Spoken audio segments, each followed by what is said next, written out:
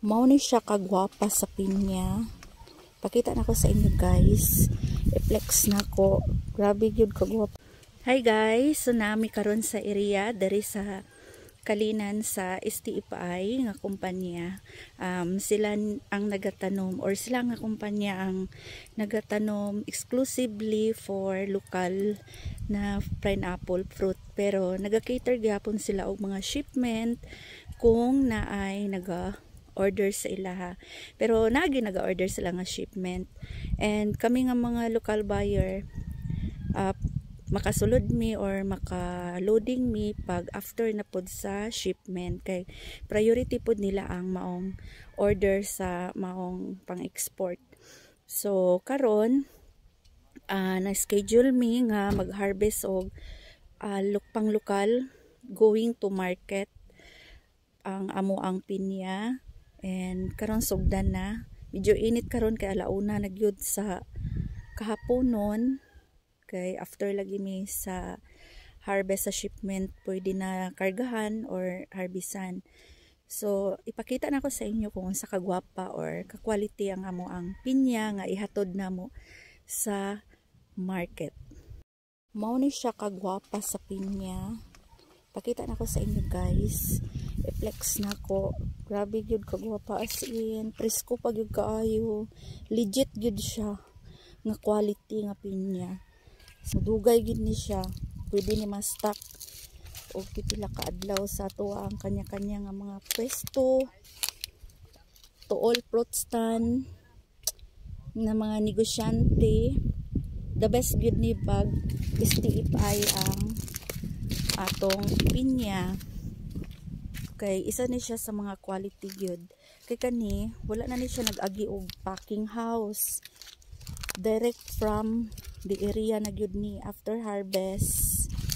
Ikarga na dayon na siya dia i-loading. So kani siya nani siya crown. Primero pag harvest simpre na gyud ang crown. Pero ang order namo is walay crown. So ila na ni siyang taplisan or gikuan or giditap gikuan nag crown. So mo na siya ang crown niya guys. And then nakagwapo diri sa ila or nakanindot is pabor sa mo ang buyer nga chapless or nakaditap pa nga mo ang pinya nga orderon. Kay ilaha pa ng tanggalan og crown permero usa pa timbangon. So sa part namo dili mi lugi. Kay ang among order is walay crown. And then ang crown dili maapil og timbang. Kay pag human og ditap diha pa man timbangon. Unlike sa uban, dili pwede nga tanggalan og crown. So kami mapugos pud taon mi nga inigabot sa disposal diha pa namo tanggalan og crown. Yan natimbang na ba ang crown. So muna siya magkibit balikat na lang mi or piyungan na mo or dapat daghan mi og karga kay para mauto siya mutapal na lang among kargada. Kay kani siya mausik naman lang ni malabay lang ni siya. Yung amo na ko nang ikumpra. Pero diri sa STFI pabor sila sa ilang customer. Gihatagan nila og dakong pabor ang kami nga mga customer. Kay kami mismo ang pangutan-on kung unsa nga klase nga pinyang amo ang kargahon na by crown o wala. So pag mo-order mi, moingon mi sa supervisor nga walay crown, so iditap din na nila, din timbang, din ikarga sa mga truck. Then pag mo-order pod mi og naay crown, so ihatag pod sa amo ako ang pinya nga naay crown. So ingana mi kapalangga diri sa STFI guys. Tapos grabe ka, very good accommodation pa yun sila. Kung i-rate na mo sila 1 to 10 yun ang among i-rate excellent pagdating sa accommodation sa ilahang buyer. Tapos sa buyer gid sila nagpabor, ginapaboran gyud nila ang buyer kung unsay gusto nga order sa buyer. Muna nga miskin unsa kalayo gikan pagumig South Cotabato down to Davao City diri sa Kalinan, kay diri man gyud ang grabe nga kadaghan sa pinya nga tanom diri amo ginang naugan guys, miskin wala mi mga dala pa dulong diri kay nga naman good, very good gid ang ilang accommodation sa ilang customer or sa ilang buyer. So kami nga mga buyer satisfied kaayo guys. Muna inig pamaligya namo sa moang pinya, gaan kayo nga mo ang dughan nga mo baligya. Tapos dali lang yun mahalin nga mo ang pinya kay nga naman happy man mi pag umagkarga lami man among paminaw kay kontento og satisfied yun mi sa ilahang serbisyo nga gihatag. Isip kami nga mga buyer tagaan yun mi nila og dako nga pagtagad. So kung unsay order namo ihatag yun nila. Nya kabalo ba mo guys, bisag unsa na mo kadaghan. Good time ana nga magdungan mi. Tapos purya-buyag guys. Makargahan gid mi ana nila tanan. Kay before sila manawag sa amua or before sila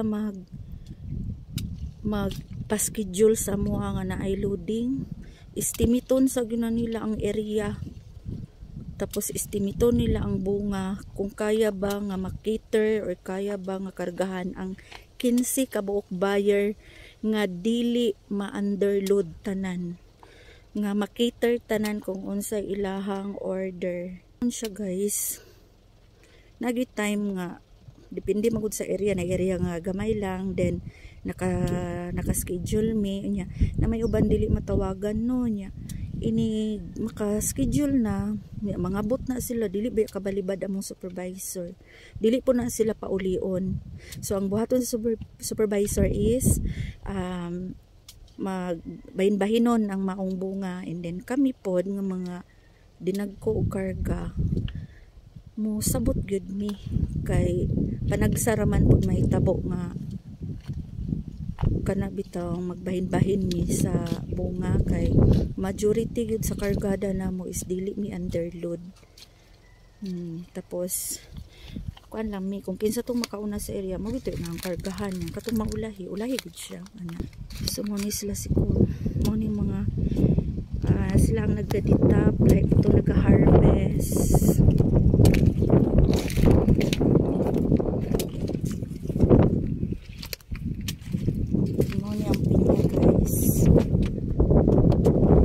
Sa mga pinya is 2 to 3 colors, then 5 packs or 5 up. So pag kuya unsa kay tawagan nang moingon si sir nga 5 packs o 5 packs? Oo, pag 5 packs meaning dagko gid siya kay kung 5 packs mura na siya isulod sa karton 5 lang kabuok. So pila ra ng karton nga plat meaning dili siya gagmay. So dagko atong pinya nya pertig yung gapabuyag buyagan lang nako kay buyagan ang akong pinya dala. Hello kaya. So mo ni sila ang harvester. So na nag-harvest na po decrown, pangalan, detap, decrown, crownless. So ang crownless muna nang resulta sa decrown o detap. Decrown plus detap equals crownless. Pila ka block niya? 1 5 ay, oo. Duha ka full block niya na ay mga kwan. So sa kargada guys, matingala mo na lagi small na halo. So guys, ang atong mga harvester is dili gid perfect. Sa kadaghan sa bunga og pinaspasay pod sa pag-harvest, dili maiwasan ma-harvest gyud og apil ang mga small. Pero ang gikabiliban pod namo diri is wala hinoon mi gikargahan nila og extra small. So kabalo gyud sila nga ang extra small is dili gyud na siya halinon lalo na pag dili bulan sa December. So ginaset aside nila na og wala nila na ginahalo sa mo. So during harvest time, dili sa nila harbison kay naman gyud specific buyer pod ana sa mga extra small. So mo lang ni guys, bye bye.